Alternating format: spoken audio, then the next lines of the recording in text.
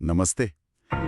देर रात के सन्नाटे में कुछ कहानियां बहुत याद आती हैं। और ये वो कहानियां नहीं है जो किसी पुरानी हवेली या खंडहर में होती हैं। नहीं, बल्कि वो जो नए चमचमाते घरों की दीवारों के पीछे सांस लेती हैं। बिल्कुल। आज की कहानी एक ऐसे ही घर की है। एकदम नया घर, और शायद इसीलिए ये कहीं ज्यादा परेशान करने वाली है। डर हमेशा अंधेरे कोनों में नहीं मिलता।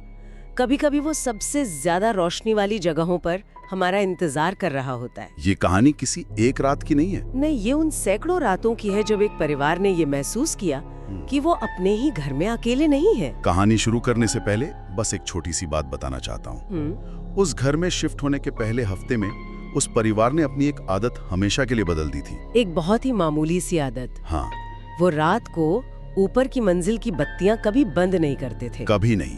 क्योंकि जब भी वो ऐसा करते थे, जब भी ऊपर अंधेरा होता था, तो घर में एक अजीब सी मौजूदगी का एहसास होता था। ऐसा लगता था जैसे उनके अलावा कोई और भी जाग रहा है। ये जो कहानी है, ये हम तक एक खत से पहुंची है। अच्छा। हाँ, ये खत हमें व्हाइटफील्ड, बेंगलोर से भेजा गया है। और लिखने वाले का नाम? रोहित मल्होत्रा।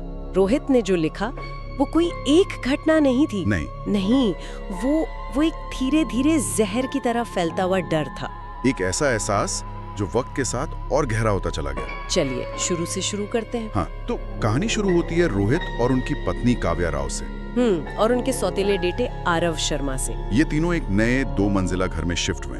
उनकी जिंदगी की एक नई शुरुआत थी। और घर बिल्कुल वैसा था जैसा कोई भी चाहेगा, मतलब एकदम परफेक्ट। हाँ, शांत इलाका, नया कंस्ट्रक्शन, बड़े बड़ी खिड़कियां, दिन भर रोशनी, सब कुछ अच्छा था। जिस दिन वो घर फाइनल करने गए थे, मकान मालिक उन्हें सब कुछ दिखा रहे थे। बातें चल रही थी। तभी उनके छोटे से बेटे ने, जो वहीं खेल रहा था, बड़ी मासूमियत से अपने पापा से पूछा, पापा क्या आप उन्हें भूत के बारे में बताओगे?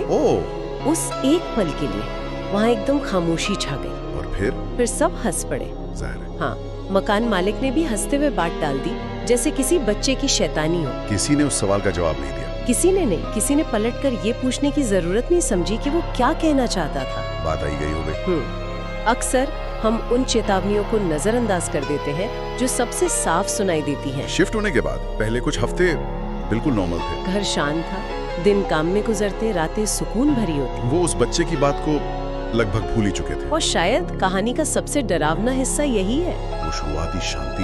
हाँ बिल्कुल, क्योंकि जब आप किसी अनहोनी चीज को एक बार नोटिस कर लेते हैं ना, एक ऐसी चीज जो वहां नहीं होनी चाहिए, तो फिर आप उसे हर जगह ढूंढने लगते हैं। सही बात है। आपकी आंखें हर परछाई में, हर आवाज में उसी को तलाशती हैं। आपका दिमाग आपको धोखा देने लगता है, या शायद सच दिखाने लगता है। और फिर वो शुरू हुआ बहुत धीरे धीरे। क्या? रोहित ने ऊपर की मंजिल पर एक हरकत महसूस करनी शुरू की। हरकत? कैसी हरकत? हमेशा बहुत हल्की सी, एक परछाई की तरह, और हमेशा तब जब वो सीधे उस तरफ नहीं देख रहे होते थे। अच्छा, मतलब आंख के कोने से? हाँ, जिसे हम पेरिफेरल विजन कहते हैं। उन्हें ऐसा लगता है जैसे कोई बच्चा हॉलवे को पार कर रहा हो। एक बच्चा? हाँ, और उसकी हाइट और चलने की रफ्तार बिल्कुल उनके अपने बेटे आरव जैसी थी। तो पहली कुछ बार तो उन्होंने उसे आरव ही समझा होगा। बिल्कुल, उन्होंने नजरअंदाज कर दिया। उन्हें लगा कि शायद आरव ही ऊपर खेल रहा होगा। लेकिन फिर ये तब भी होने लगा जब आरव उनके साथ नीचे बैठा होता था। वो फिर गायब हो जाती। अब जानते हैं, ऐसी स्थिति में इंसान सबसे पहले खुद पर शक करता है। हाँ बिल्कुल। रोहित ने भी यही किया। उन्होंने काव्या को कुछ नहीं बताया। उन्हें लगा शायद काम का स्ट्रेस है, या वो ज्यादा सोच रहे हैं। वो किसी को डराना नहीं चाहते थे, या शायद वो खुद इस सच को मानना नहीं चाहते। हो सकता है, लेकिन वो परछाई दिखती रही हफ्तों तक। जब इंसान का दिमाग एक ही चीज को बार बार देखता है तो उसे नजरअंदाज नहीं कर पाता। एक शाम जब वो और काव्या साथ बैठे थे, रोहित ने हिम्मत करके आखिरकार पूछ ही लिया। कैसे? बहुत ही कैजुअल तरीके से, जैसे कोई मामूली बात हो। उन्होंने पूछा, तुमने कभी ऊपर कुछ अजीब नोटिस किया है? काव्या ने एक पल के लिए रोहित की तरफ देखा। उसके चेहरे पर कोई हैरानी नहीं थी, कोई सवाल नहीं था। तो उसने जो जवाब दिया वो एक जवाब नहीं था, बल्कि एक सवाल था। क्या? उसने बहुत धीरे से पूछा, तुमने ऊपर एक लड़का देखा? और उस एक सवाल में सब कुछ था। वो इस बात की पुष्टि थी कि रोहित जो देख रहे हैं वो अकेले नहीं है, कि उनका वहम नहीं है। उस पल में एक खौफनाक सी राहत थी और एक गहराता हुआ डर भी। उस दिन के बाद उन दोनों ने इस बारे में बात करना बंद कर दिया। मतलब एक अनकहा समझौता हो गया था। हाँ, जैसे अगर हम उसका जिक्र नहीं करेंगे तो शायद वो चला जाएगा। अगर हम उसे स्वीकार नहीं करेंगे तो वो हकीकत नहीं बनेगा। लेकिन डर चुप रहने से कहाँ जाता है? वो तो और बढ़ता है। बिल्कुल। फिर छोटी छोटी चीजें होने लगीं। जैसे दरवाजे जो रात को बंद करो तो सुबह थोड़े से खुले मिलते थे, जैसे कोई रात में बाहर निकला हो।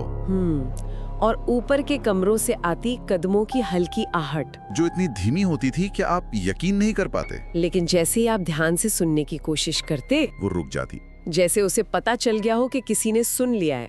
घर का माहौल बदलने लगा था। हाँ, वो घर जो पहले सुकून देता था, अब उसमें एक भारीपन महसूस होता था। खासकर ऊपर की मंजिल पर। ऐसा लगता था कि आप पर कोई नजर रख रहा है हर वक्त। और फिर एक रात वो हुआ जिसने उनके शक को यकीन में बदल दिया।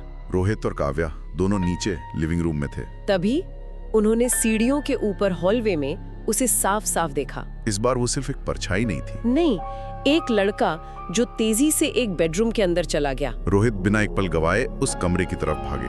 दो सीढ़ियां एक साथ चढ़कर ऊपर पहुंचे। उन्होंने दरवाजा खोला, अंदर गए। लेकिन वहां कोई नहीं था। कमरा बिल्कुल खाली था। खिड़की अंदर से बंद थी। छिपने की कोई जगह नहीं थी। बस एक चीज थी। क्या? कमरे की हवा अचानक बहुत ठंडी थी, अननेचुरली कोल्ड। और उस कमरे से एक अजीब अनजानी सी महक आ रही थी। कैसी महक? तक हिला दिया था। अब ये सिर्फ देखने या सुनने की बात नहीं थी। नहीं, अब वो उसे महसूस भी कर सकते थे। उस घर में कोई था। कोई जो चाहता था कि वो जाने कि वो वहाँ है। कुछ महीने और गुजर गए। डर अब उनकी रोजमर्रा की जिंदगी का हिस्सा बन चुका था। और फिर एक दिन उनके बेटे आरव ने उसी कमरे में सोने से मना कर दिया। जब उससे वजह पूछी गई तो उसने जो बताया वो उस घर में उनके डर की आखिरी कील थी। आरव ने कहा कि रात में जब कभी कभी उसकी नींद खुलती है तो एक लड़का उसके बिस्तर के पास चुपचाप खड़ा होता है। वो कुछ करता नहीं, कुछ बोलता नहीं, बस वो उसे देखता रहता है। एक बच्चा जो रात के अंधेरे में आपके बिस्तर के पास खड़ा हो और बस आपको घूरता रहे। इस ख्याल से ज्यादा डरावना और क्या हो सकता है? यही वो पल था जब रोहित और काव्या ने फैसला कर लिया। वो उस घर में और नहीं रह सकते थे। रोहित अपने खत में लिखते हैं कि उस घर को छोड़ने के बाद उन्होंने उस लड़के को फिर कभी नहीं देखा। वो उस घर से निकल गए, एक नई जगह चले गए। और वो साया, वो मौजूदगी वहीं रह गई। लेकिन उस घर का असर आज भी उन पर बाकी है। आज भी सालों बाद जब रोहित देर रात किसी सीढ़ी के पास से गुजरते हैं या किसी खाली गलियारे को देखते हैं तो उनकी रफ्तार अपने आप धीमी हो जाती है। एक अनजाना सा डर आज भी उन्हें एक पल के लिए रोक लेता है। क्योंकि 3 साल तक उस घर में हर मोड़ पर, हर कोने में उन्हें ऐसा लगता था कि कोई पहले से ही वहाँ मौजूद है। कोई उनका इंतजार कर रहा है। वो एहसास आपके साथ रह जाता है। और वो जो भी था वो उनके साथ नहीं आया। वो वहीं रह गया, उसी घर में। और शायद सबसे ज्यादा डर की बात यह है कि उनके जाने के बाद उस घर में कौन रहने आया। ये कहानी सुनने के लिए बहुत बहुत धन्यवाद। अगर आप भी हमारे साथ अपना एक्सपीरियंस शेयर करना चाहते हैं तो लिख दीजिए हमें अपनी कहानी। हमारा ईमेल आईडी है ecosfromthedark.official@gmail.com। आपकी कहानी का इंतजार रहेगा। फिर मिलते हैं अगले एपिसोड में। चैनल को सब्सक्राइब करना ना भूलें।